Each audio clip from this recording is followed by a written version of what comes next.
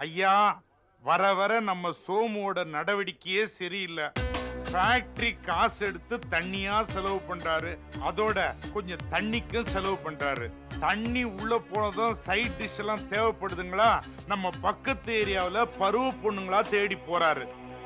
இந்த கவுச்சு விஷயம்லாம் எனக்கு பிடிக்காதுங்களா, எங்கேயாவது முட்டி மோதிக்கலாம்னு நினைச்சேன். நேரா உங்ககிட்டயே முட்டி மோதி ஆழலான்னு வந்துட்டேன். ஏப்பா சோமுக்கு நீயாவது நல்ல புத்தி சொல்லக்கூடாதா? இப்படி இருந்தாக்கா எப்படி இந்த ஃபேக்டரியை முன்னுக்கு கொண்டு வர போறான்? சின்ன வயசுல இது மாதிரி கிறுக்குத்தனங்களாம் இருக்கத்தாங்க செய்யும். முதலாளி பிள்ளையாச்சேன்னு நானும் முகம் முறிச்சு பேசாம தயங்கி தயங்கி பேசினேன். ஆனா அவரு மூஞ்சிக்கு முன்னால அசிங்க அசிங்கமா பேசிட்டாருங்க. அதனால தான் நான் உங்ககிட்ட வந்தேன். தொழில்னு வந்துட்டா சொந்த பந்தங்கள்லாம் பார்க்க கூடாது. கணக்கு ஐயா. அவன் இப்படியே இருந்தான்னாக்கா ஃபேக்டரியினுடைய முழு பொறுப்பையும் சுந்தரேஷ கிட்ட கொடுத்துருன்னு சொல்லி வை. சரிங்க. அவசரப்பட்டு அப்படியெல்லாம் முடிவு எடுத்துறாதீங்க ஐயா.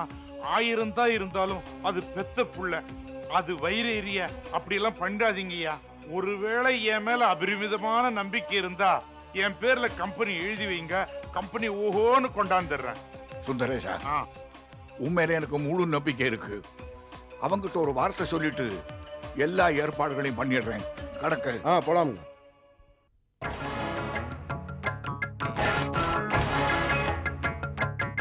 பெருசு போயிருச்சு. எப்படா இருக்குது கெட்டப்பு? சூப்பரா இருக்குண்ணே. இந்த கெட்டப்ல உங்களை பாக்குறப்போ சும்மா அட்டகாசமா இருக்கு. கெட்டப்ப பத்தி பேசுற கிழவனை மேல் லோகத்துக்கு அனுப்பிட்டு மொத்த குடும்பத்தை துரத்திட்டு இந்த சீட்ல செட்டப்பா உட்கார போறேன்டா. அப்ப பாரு, இன்னும் மகாராணி சத்தம் கேக்குது. ஆஹா, ஓஹோ, ஆஹா, என்ன ஒரு பரபரப்பு, என்ன ஒரு சுறுசுறுப்பு. ஃபாரின் படிப்பு, ஃபாரின் பழக்க வழக்கம், அதான் இப்படி இருக்கிறீங்க. இங்கேயும் லோக்கல்ல உங்க வயசு பொண்ணுங்களாம் பாக்குறேனே, ரொம்ப சீப்பு. நீங்க கிரேட். நீங்க பேசுறீங்களோ இல்லையோ, உங்ககிட்ட 5 நிமிஷம் பேசினா 500 புஸ்தகம் படிச்ச எஃபெக்ட். டே, எக்மோருக்கு எதிரில் கன்னிமரா லைப்ரரி இருக்குதே, அதுக்குள்ள ஒரு தடவை போயிட்டு வந்தா என்ன நாலேஜ் கிடைக்குமோ அவ்வளவு நாலேஜ் கிடைக்கும் இவங்ககிட்ட பேசினா. என்ன இன்னைக்கு அர்ச்சனை அபிஷேகம்லாம் ரொம்ப பலமா இருக்கு? அது ஒண்ணு இல்லைங்க, பக்தி முத்தி போச்சு. இது வரைக்கும் காஞ்சி காமாட்சியை தவிர நான் யாரையும் கையெடுத்து கும்பிட்டதே இல்லை. இனிமே கலிபோர்னியா காமாட்சியை கும்பிடுதுன்னு முடிவே பண்ணிட்டேன். சரி, எஸ்எஸ் பல்ப்ஸ் எல்லாம் எப்படி நடந்துட்டு இருக்கு? அதாவதுங்க, கம்பெனியும் குர்காவும் மட்டும் தான் நிக்குது, மத்தபடி ஃபேக்டரி ஸ்பீடா ஓடிட்டு இருக்குது. இன்னும் கொஞ்ச நாள் பாருங்க, கம்பெனி இழுத்து மூடிடுவேன். ச்சே, கம்பெனியை ஓஹோன்னு வளர்த்துருவேன். அதே நான் பார்க்க தானே போறேன். Okay, bye bye, tata. கருவாயங்கிட்ட மட்டும் ஃபேக்டரி வந்தது மொத்தமா முழுங்கி ஏப்ப விட்டுருவான். ஏய் கணக்கு புள்ள, மைண்ட் வாய்ஸ்ல ஏதாவது எமகாத பயிலா இருப்பான் போல இருக்கு. நம்ம மனசுல நினைக்கிறதெல்லாம் இந்த தடியனுக்கு எப்படி தெரியுது? இவனுங்களெல்லாம் ஒரு மனுஷ ஜென்மமா நினைச்சு நான் மரியாதை கொடுக்க வேண்டியது. எல்லாம் என் தலையெழுத்து. ஐயோ ஐயோ. டேய், இங்க இருக்கிற மரங்களும் ஒண்ணு, என் பக்கத்துல இருக்கிற நீயும் ஒண்ணு. உனக்கு படிப்பும் வராது, பாடமும் வராது. படிப்பும் பாடமும் வராதவனுக்கு காதல் ஈஸியா வரும்னு சொல்லுவாங்க. எழுவெடுத்தவன் உனக்கு அதுவும் வரமாட்டேங்குது. இல்லண்ணே, நான் நல்லா தான் பிளான் பண்ணேன். ஆனா அது ஒர்க் அவுட் ஆக மாட்டேங்குது. ஒர்க் அவுட் ஆகாதா? ஒர்க் அவுட் ஆகவே ஆகாது. இனிமே நீ எதுவுமே பிளான் பண்ணாத, நான் சொல்றத மட்டும் கேளு.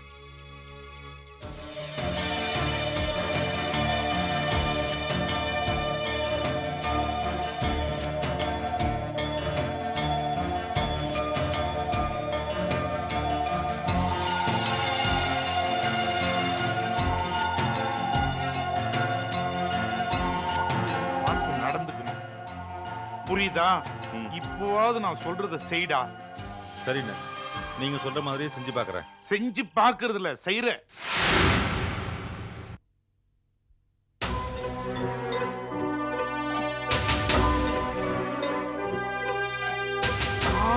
ஐயோ, கோடி கோடியா சம்பாதிக்கிற கோடீஸ்வர நடிகர்லாம் குச்சி ஐஸ்கிரீமுக்கு போஸ் கொடுக்கறான்.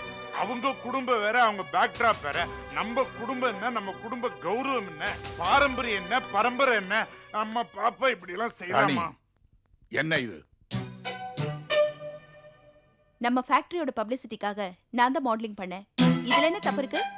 அதானே, தோட்டம் நல்லா இருக்குது, துரமாருங்களா வந்து போட்டோ எடுக்கிறாங்க. தோற்றம். என்ன தைரியம் இருந்தா பண்ற தப்பையும் பண்ணிட்டு அதை என்கிட்ட நியாயப்படுத்தி பேசுவேன். உங்க உருட்டல் மிரட்டலுக்கெல்லாம் நான் பயப்பட மாட்டேன். உங்க பையன் கேட்டு வச்சுக்கோங்க. பண்றதையும் பண்ணிட்டு திமிராவா பேசுற? குடும்ப மானத்தை பத்தி உனக்கு கொஞ்சமாவது அக்கறை இருக்கா? ஓஹோ, இந்த குடும்பத்துக்கு அதெல்லாம் வேற இருக்கா? இங்க பாருங்க, என் மனசுக்கு சரின்னு பட்டதை நான் செய்வேன். அதை யாராலையும் தடுக்க முடியாது. உங்ககிட்ட எனக்கு என்ன பேச்சு? சுந்தரேசா, இந்த போட்டோவெல்லாம் கிழிச்செறி. இது எந்த பேப்பர்லயும் வரக்கூடாது. அது உன்னுடைய பொறுப்பு. நீங்க கவலையே படாதீங்க. நாளை காலையில தினத்தந்தி, தினகரன் எல்லாத்துலயும் ஃபர்ஸ்ட் பேஜ்ல பாப்பா போட்டோ வந்துரும். சச்சப்பா, நான் மொத்தத்தையும் போட்டு கொளுத்திடுறேன். என் போட்டோஸ் எல்லாம் நான் ஏற்கனவே பிரஸுக்கு கொடுத்துட்டேன். நாளைக்கு அது எல்லா நியூஸ் பேப்பர்ஸ்லயும் வந்துடும். முடிஞ்சா எல்லாத்தையும் வாங்கி கொளுத்து பாருங்க. Very good. கையை ரொம்ப நீட்டிட்டேன்.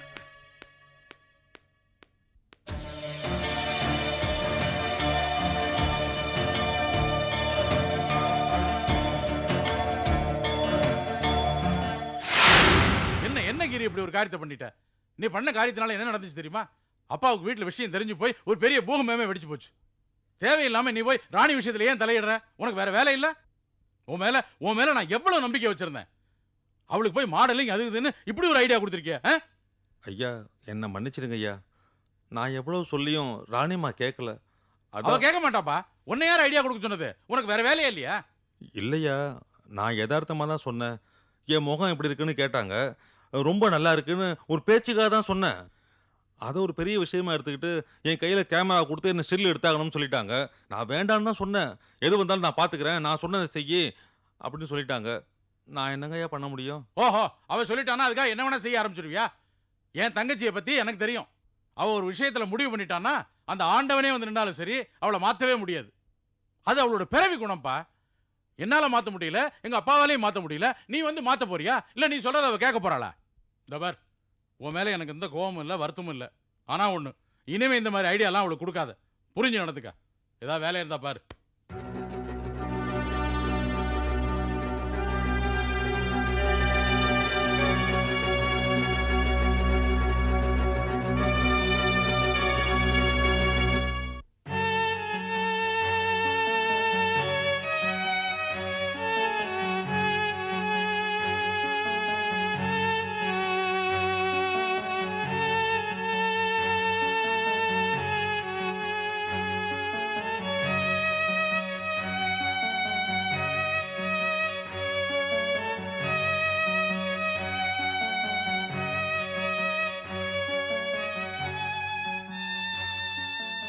மாமா ம். சாப்பிடுவாங்க மாமா. இப்படியே சாப்பிடாம உட்காந்துருந்தா உடம்பு என்னத்துக்காகிறது? இப்போ என்ன நடந்து போச்சு? எல்லாம் போக போக சரியாயிடும். கொஞ்சம் அமைதியா இருங்க மாமா. எப்படியுமா அமைதியா இருக்க முடியும்? ஊரே என் பேச்ச கேட்டு நடக்குது. ஆனா நான் பெத்த பொண்ணு என்ன மதிக்க மாட்டேங்கிறாளே. குடும்ப மானத்தை தெருவுக்கு கொண்டு வரணும்னு நினைக்கிறவளை என்னம்மா பண்ண முடியும்? அப்படி இல்லை மாமா. ராணி வெளிநாட்டில் படித்த பொண்ணு இல்லையா மாமா? கொஞ்சம் அப்படி இப்படின்னு தான் இருப்பா. அம்மா இல்லாமல் வளர்ந்த பொண்ணு. எல்லாம் போக போக சரியாயிடும் மாமா. அவளுக்கு அம்மா இல்லாத குறையத்தான் நீ நிவர்த்தி பண்ணிட்டியம்மா. ராணியை எப்படி திருத்துறதுன்னு எனக்கு புரியலம்மா. அந்த கிழவி இவளை என்ன சொல்லி கெடுத்து வச்சிருக்கிறாளோ எனக்கு தெரியல. அவளை நினைச்சாலே எனக்கு பயமா இருக்கு. பாவம் மாமா, அவங்க வயசானவங்க. இருக்க போகிறது இன்னும் கொஞ்ச காலம். அந்த கொஞ்ச காலத்துல என்ன ஒரு வழி பண்ணிடுவா போல் இருக்கு. ஊரே என்ன பார்த்து பயப்படுது, நான் அந்த கிழவிய பார்த்து பயந்துட்டு இருக்கிறேன். பாட்டியை விடுங்க மாமா, நான் பார்த்துக்கிறேன். ராணியோட கல்யாண விஷயமா நானே உங்ககிட்ட பேசணும்னு நினச்சிட்டு இருந்தேன். ராணிக்கு நீங்கள் பார்த்துருக்க மாப்பிள்ள நல்லவர் தான். ஆனால் ராணியோட மனசில் என்ன இருக்குன்னு தெரிஞ்சுக்காம நாம் எப்படி மாமா ஒரு முடிவுக்கு வர முடியும்? அவள் படித்தவ. அவள் மனசில் வேற யாரையாவது நினச்சிட்டு இருக்கலாம் இல்லையா? அவ யார மனசுல நினைச்சிருக்காங்கிறது முக்கியம் இல்லம்மா. நமக்கு நம்ம குடும்ப கௌரவம் முக்கியம். ராணி நிச்சயமா நீங்க சொல்றது கேட்பா மாமா. நீங்க கொஞ்சம் அமைதியா இருங்க, எல்லாம் போக போக சரியாயிடும். ஜானகி, இந்த குடும்பத்தை என் பொண்டாட்டி இருந்து கவனிச்சதை விட ஒரு மருமகளா இருந்து நீ பிரமாதமா கவனிச்சுக்கிறேம்மா. உனக்கு நான் எப்படி நன்றி சொல்றதுன்னு தெரியல. நீ ஒருத்தி மட்டும் இல்லைன்னா இந்த குடும்பம் சின்ன பின்னமா போயிருக்கும். அந்த கிழவியினுடைய ஆசையும் நிறைவேறி இருக்கும். நல்ல வேளை. நீங்க பாட்டியோட கவலை விடுங்க மாமா, அவங்க அப்படிதான். நீங்க சாப்பிடுவாங்க மாமா. சரிம்மா.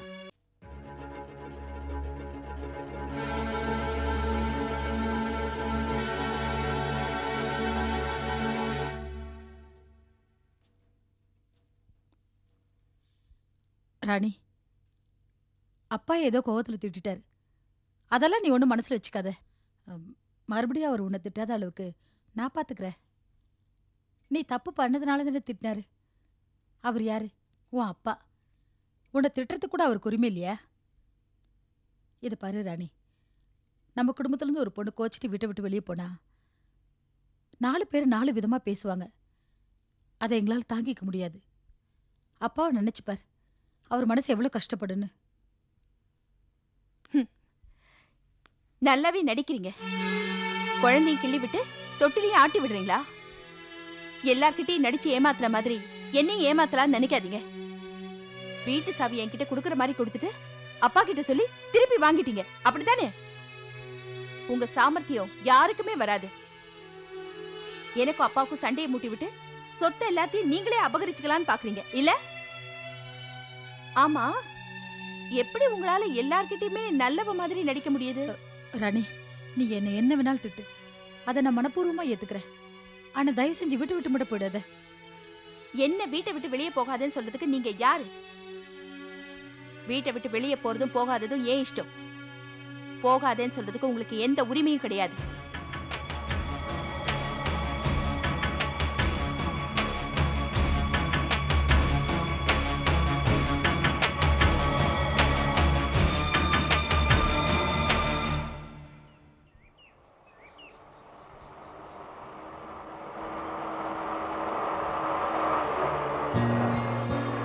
வருஷத்தில் அறுவடையான நெல் மூட்டை ஒரு 1000 இருக்குங்க.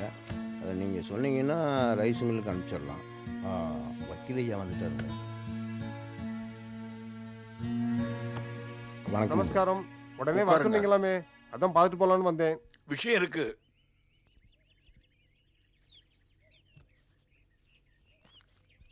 சொல்லுங்கோ, என்ன விஷயம்?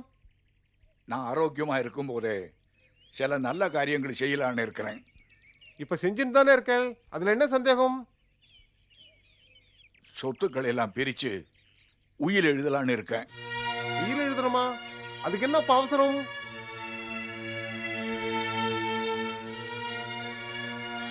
உங்களுக்கு அவசரம் இல்லாம இருக்கலாம், ஆனா ரொம்ப பேர் அதை அவசரமா எதிர்பார்க்கிறாங்க. நான் இப்போ சிலருக்கு சில உண்மைகளை புரிய வைக்க வேண்டியிருக்கு. அதுக்கு இப்ப நேரமும் வந்தாச்சு. நான் ஒரு லிஸ்ட்டை தயார் பண்ணி வச்சிருக்கிறேன். அதை பார்த்து அப்படியே உயிர் எழுதிருங்க. கணக்கு ஐயா, அதுக்கு வேண்டிய ஏற்பாடுகள் பண்ணுங்க. சரிங்க. நீங்க என்ன சொல்ல வரேன்னு எனக்கு புரியவே இல்லை. ஆனா விஷயம் இல்லாம எதையுமே செய்ய மாட்டேன். அப்படி செஞ்சுட்டா போகுது.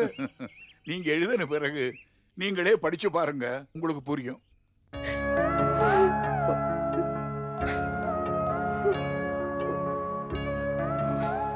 அழகு காமாட்சி. என்னண்ணா, எப்படி இதெல்லாம் நடந்தது? ஒரு கர்ப்பிணி பொண்ணை ஜாக்கிரதையா பாத்துக்க வேண்டாமா? என்னடா சுந்தரேசா, என்ன நடந்தது? ஏன் இப்படி ஆச்சு? ஆளாளுக்கு என்ன நடந்துன்னு என்ன கேட்ட நான் என்ன பண்றது? எல்லாம் என் தலையெழுத்து. நடந்து போச்சு. சரி விடுறா, நடந்தது என்னமோ நடந்து போச்சு. இனிமே நடக்கிறதாவது நல்லதா இருக்கட்டும். இனிமையாவது ஜாக்கிரதையா இருக்க பழகிக்க. காமாட்சி, அழுது அழுது உடம்புக்கு எடுத்துக்காத. உனக்கு என்ன வயசாயிடுச்சு? இல்ல அண்ணனுக்கு தான் வயசாயிடுச்சா? இந்த ஒரு குழந்தை பொண்ணு உன்னால 10 குழந்தை பெத்துக்க முடியும். அழாம தைரியமா இரு. சுந்தரேசா, உன் பொண்டாட்டி காமாட்சி உண்டாயிருக்கான்னு கேட்ட உடனே நான் எவ்வளவு சந்தோஷப்பட்டேன் தெரியுமா? இந்த வீட்லயே அவளுக்கு வளகாப்பு சீமன் தான் எல்லாம் செய்யணும்னு நினைச்சிட்டு இருந்தேன். அதுக்கு நாங்க கொடுத்து வைக்கல. ஆனா பரவாயில்ல, எப்படியும் உனக்கு மறுபடியும் குழந்தை பிறக்காமையா போயிடும். அப்பா பண்ணிக்கிட்டா போச்சு. ஆனா ஒன்னே ஒன்று சொல்றேன், இனிமையாவது நீ ஃபேக்டரி அது இதுன்னு சுத்திக்கிட்டு இல்லாம அவ கூடவே இருந்து அவளை நல்லபடியா கவனிச்சுக்கணும். புரியுதா? ஆமாண்ணா, இந்த நேரத்துல நீங்க தான் இவ கூட இருந்து தைரியம் சொல்லணும். அம்மாடி, எங்கேயோ ஊதாரியா தெரிஞ்சிட்டு இருந்தேன். இவங்க அப்பா கூப்பிட்டு என்ன கம்பெனி பார்ட்னர் ஆக்கிட்டாரு. அம்மா, நீ என்ன அண்ணன்ற, இவன் அவளை தங்கச்சின்னு சொல்றான். உங்க உறவு ஏற்பட்ட பிறகுதான் ஊர்லயே எனக்கு பெரிய மரியாதை கிடைச்சது. இந்த நன்றிய என் கடைசி மூச்சு வரைக்கும் நான் மறக்க மாட்டேன், மறக்கவே மாட்டேன்.